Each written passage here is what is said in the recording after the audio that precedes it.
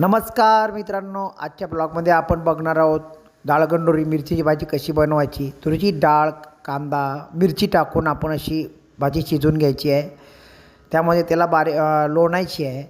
त्यानंतर त्यासाठी लागणारं खोबरं खिसून आणि थोडं कापून तयार करून घ्यायचं आहे। लसूण कुटून घ्यायचं आहे।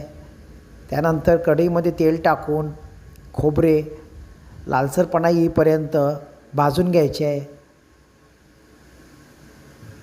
अशा प्रकारे आपण खोबरे लालसरपणा येईपर्यंत भाजून घेतले। लालसर झाल्यानंतर ते आपण लोणलेल्या भाजीमध्ये टाकायचे आहे। टाकून त्याचे चांगल्या प्रकारे मिश्रण करायचे आहे।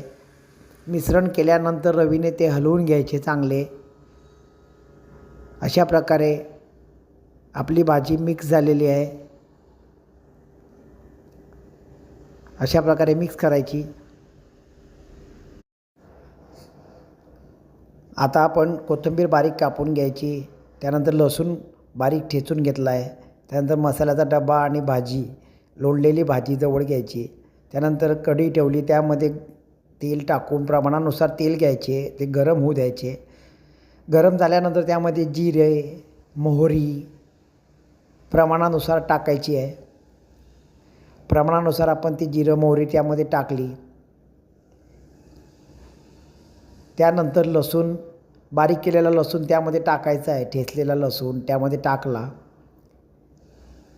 त्यानंतर लसूण आणि जिरं मोहरी सर्व मिक्स करून घ्यायचे। लसूण असा जरा लाल होईपर्यंत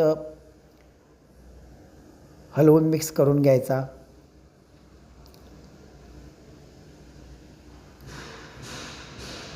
नंतर आपण त्यामध्ये प्रमाणानुसार हळद घालायची। प्रमाणानुसार हळद टाकली।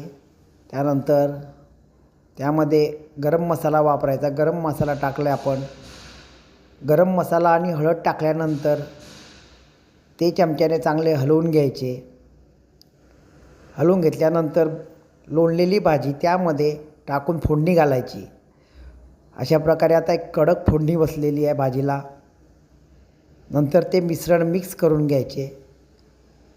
ते मिश्रण ढवळून चांगल्या प्रकारे मिक्स करून घ्यायचे। त्याला जरा गॅस मोठा करून थोडं उकळू द्यायचे। नंतर त्यामध्ये प्रमाणानुसार पाणी घातले। पाणी घातल्यानंतर त्यामध्ये बारीक कापलेली कोथिंबीर घालायची।